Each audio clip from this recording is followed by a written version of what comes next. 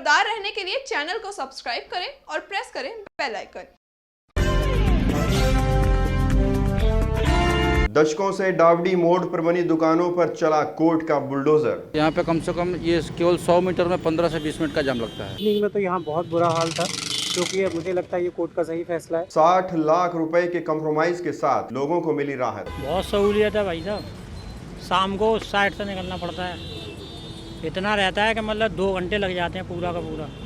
ये तो बहुत सहूलियत मिलने का है। ये तो हम सालों से परेशान हो रहे थे, यहाँ से निकलना सुबह ऑफिस के टाइम पे और ऑफिस के टाइम पे वापस आना एक बहुत बड़ी समस्या थी। अब न दुकानें हैं, न जाम है और न ही कोर्ट में केस है। ये जो कोर्ट ने फैसला लिया है तो बहुत अच्छा फैसला लिया है, क्योंकि इन दुकानों की वजह से घंटों जाम में लगा रहना पड़ता था। काफ़ी देर फ्लाईओवर से आके सारा यहीं पे टाइम लगता था, काफ़ी जाम में आधा 1 घंटा ख़राब हो जाता था यहाँ पे। ये जो कोर्ट ने निर्णय लिया है बहुत अच्छा निर्णय लिया है। देखो, लाभ तो हर एक पब्लिक को होगा ना, मेरे को लाभ नहीं होता, पब्लिक को लाभ हो रहा है। भाई रास्ता है, जब अच्छी तरह निकलेगा, टाइम देखो कितना वेस्ट होता है। नमस्कार, आप देख रहे हैं इंडिया टाइम 24 न्यूज़। आपके साथ मैं हूं प्रवीण। इस वक्त मैं मौजूद हूं डावडी मोड़ पर, और यहाँ मैं इसलिए मौजूद हूं क्योंकि जिस जगह पर मैं खड़ा हूं यहाँ यहाँ 3 दुकानें हुआ करती थी, जिनके चलते लंबा जाम यहाँ देखा जा सकता था। और ये जाम 1 या 2 दिन का नहीं था, बल्कि कई वर्षों से ये जाम लगा हुआ था। लोग घंटों जाम में खड़े रहते थे और उसके बाद उन्हें वो यहाँ से निकलते, उनकी गाड़ियाँ निकलती थी। तो ये तस्वीरें आपको डावडी मोड़ की हम दिखा रहे हैं। आप देख सकते हैं कि गाड़ियों की लंबी कतारें आपको यहाँ नज़र आ रही हैं। और ये पूरा जाम जो दिख रहा है, यहाँ 3 दुकानें जो हुआ करती थी उनकी वजह से ये जाम लगा रहता था। इन दुकानों को तोड़ दिया गया है और अब जैसे ही ये मलबा हट जाएगा, यहाँ से जाम की समस्या दूर हो जाएगी। इन दुकानों को लेकर डीडीए और दुकानदारों के बीच 2013 से कोर्ट में केस चल रहा था। डीडीए चाहता था कि किसी तरह डावडी मोड़ पर बनी दुकानों को हटा दिया जाए, ताकि रोज लगने वाले लंबे जाम से लोगों को राहत मिल सके। आखिरकार 19 जुलाई 2019 को द्वारका कोर्ट ने डीडीए और दुकानदारों के बीच सुलह करवा दी, जिसके तहत 60 लाख रुपए का चेक दुकानदारों को दिया गया और अगली रात इन दुकानों को वहां से गिरा दिया गया। डीडीए और मित्तल फैमिली के बीच समझौता हो गया और कोर्ट के आदेश के बाद रातों रात डावडी मोड़ पर बनी दुकानों को गिरा दिया गया। जहां एक तरफ लोगों को लंबे जाम से राहत मिली, तो वहीं दूसरी ओर एक नई जुबानी जंग शुरू हो गई। और ये जंग थी दुकानों को गिराने के नाम पर क्रेडिट लेने की जंग। दरअसल प्रॉपर्टी के मालिक रह चुके अजय मित्तल का कहना है कि उन्होंने जनहित और जनता की सहूलियत को देखते हुए 60 लाख रुपए में कंप्रोमाइज किया है। वहीं दूसरी ओर पूर्व निगम पार्षद संजय पुरी ये दावा कर रहे हैं कि 2016 से वो दुकानें हटवाने के लिए लड़ाई लड़ रहे थे। ये पूरा कॉम्प्रोमाइज उन्होंने करवाया है। नहीं, पहली बात तो मैं ये कहूँगा कि कोर्ट ने फैसला नहीं दिया। कोर्ट ने डीडीए के साथ हमारा म्यूचुअल अंडरस्टैंडिंग कराई थी और उसके अनुसार हमें पेमेंट दी गई, और उसके बिहाफ पे जनहित को मद्देनजर रखते हुए हमने उसको छोड़ा है। कोर्ट ने हमें ये ऑर्डर नहीं दिया कि वो तोड़ दी जाए। कोर्ट ने हमारा अंदर जो इसके बाद बीच में हमने बीच में मना कर दिया था। उसके बाद हमने ये कहा भी हम पहले डीडीए से पेमेंट लेंगे, तब डीडीए को हम देंगे, क्योंकि डीडीए को हमें विश्वास नहीं है। फिर जज साहब ने अपने कोर्ट में कब्जा लिया, हमारे से चाबी ले ली, और हमें ये कहा गया कि 1 हफ्ते के अंदर अगर डीडीए पेमेंट नहीं देगी तो तुम्हारी दुकानें यहीं पर रहेंगी। 1 हफ्ते के अंदर, हफ्ते वाले दिन 19 तारीख को जज साहब ने हमें चेक दे दिए और कब्जा डीडीए को दे दिया। डीडीए ने उसको तोड़ दिया, और ये जो भी हमने किया वो खुश होकर किया है और अपनी मर्ज़ी से किया है। और वहाँ से गुजरने वाले लोगों की परेशानी को देखते हुए और सरकार के हालात ये देखते हुए कि सरकार को ये नज़र नहीं आ रहा कि 1 लाख आदमी और 25,000 व्हीकल डेली परेशान है। इसमें ना ही किसी राजनेता का, ना ही संजय पुरी जो अपने नंबर बनाने के लिए घूमता है, और उसने एक डुप्लीकेसी भी करी। डुप्लीकेसी ये करी कि कोर्ट के ऑर्डर 3 पेपर के थे, कोर्ट से प्रसन्नता पत्र लेके उस ऑर्डर के साथ जोड़ के मीडिया को मिसगाइड किया, और उससे अपने डावडी मोड़ पे लोगों के साथ मीडिया वाले बुला के, अखबार वाले बुला के, उनसे वहाँ पर लोगों से मालाएं पहनी। उसकी हमने थाना जनक डावडी मोड़ पे एफआईआर करा दी, पुलिस कंप्लेंट दे दी है। उस कंप्लेंट के अंदर हमारे पास सबूत है इस बात का कि पेपर जो कोर्ट ऑर्डर थे वो 3 पेपर के थे, वो बाद में 4 पेपर के कैसे हो गए।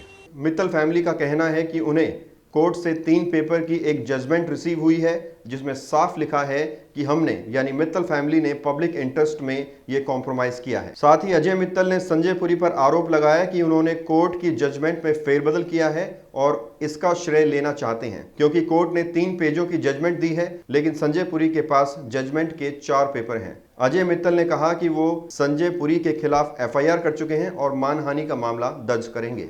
ये देखिएगा, ये पब्लिक की परेशानी को देखते हुए हमने अपनी ज़मीन, करोड़ों की ज़मीन कुछ लाखों में, सिर्फ जनहित को देखते हुए कि पब्लिक परेशान है, सरकार को नज़र आ नहीं रहा, चलिए हम भी कुछ पब्लिक के लिए करते हैं, ये सोच के हमने अपनी तरफ से अपनी ज़मीन हम दे रहे हैं।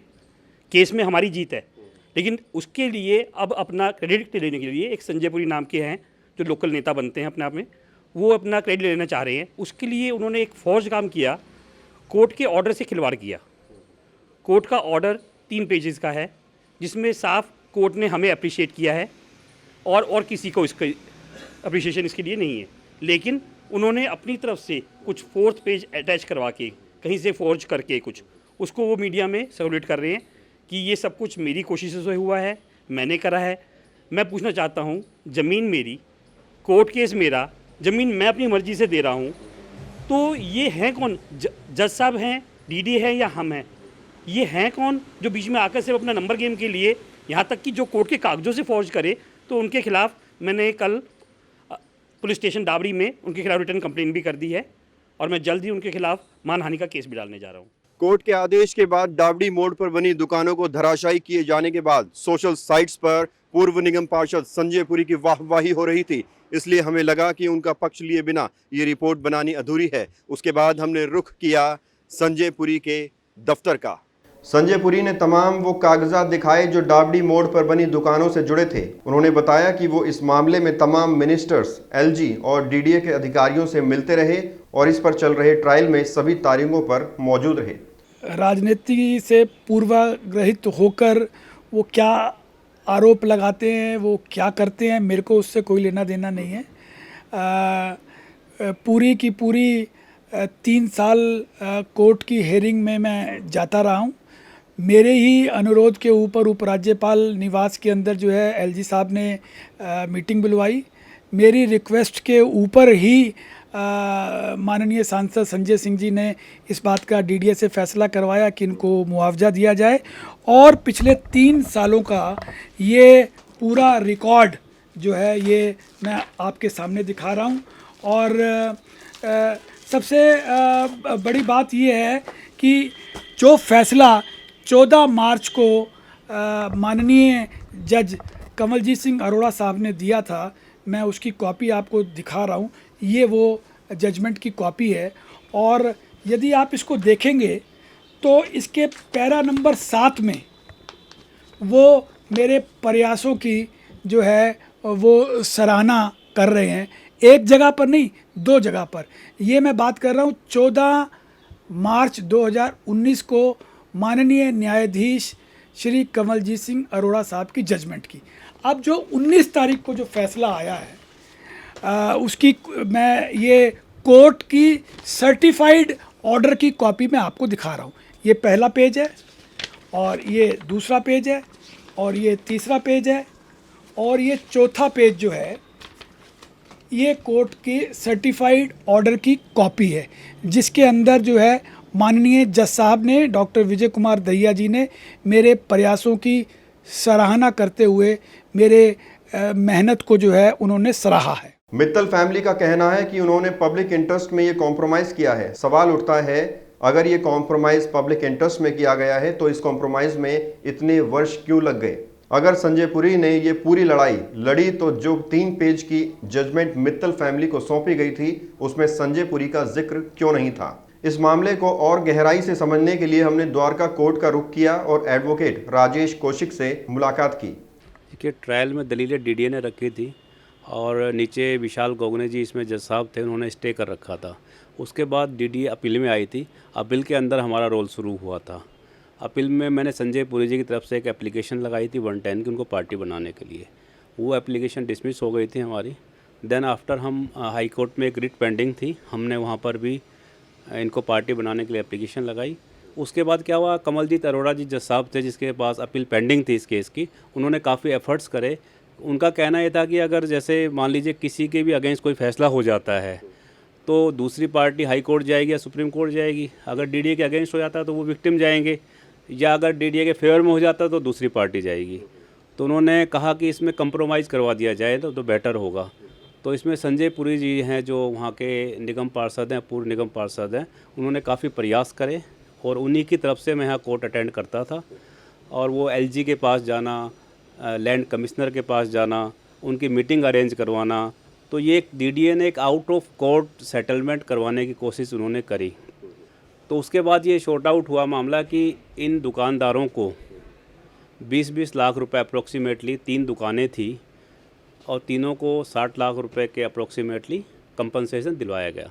जब कमलजीत अरोड़ा साहब ने जो ऑर्डर किया था उसके अंदर भी संजय पुरी जी का नाम उन्होंने मेंशन किया था कि उनके जो एफर्ट्स थे उनको सराहाया गया था और इस ऑर्डर के अंदर भी उनका नाम लिखा गया है। इस पूरे मामले पर पड़ताल के बाद कई सवाल खड़े होते हैं। सबसे पहला ये कि 3 पेज और 4 पेज की जजमेंट का चक्कर क्या है। दूसरा, अगर कॉम्प्रोमाइज संजय पुरी के प्रयासों से हुआ है तो मित्तल फैमिली उनको शेयर क्यों नहीं देना चाहती। एक ये भी सवाल उठता है, अगर मित्तल फैमिली ने पब्लिक इंटरेस्ट में ये कॉम्प्रोमाइज किया है तो उन्होंने ये फैसला इतने सालों बाद क्यों किया। डाबड़ी मोड़ पर बनी दुकानों को हटवाने और पब्लिक को जाम से राहत दिलाने का श्रेय बेशक किसी को भी जाता हो, लेकिन असल में जीत जनता की हुई है, क्योंकि अब पश्चिमी दिल्ली की जनता डाबड़ी मोड़ से बिना जाम के सहूलियत के साथ गुजर सकेगी। कैमरा जर्नलिस्ट निखिल के साथ इंडिया टाइम 24 न्यूज़ के लिए परवीन की रिपोर्ट। खबरों से खबरदार रहने के लिए चैनल को सब्सक्राइब करें और प्रेस करें बेल आइकन।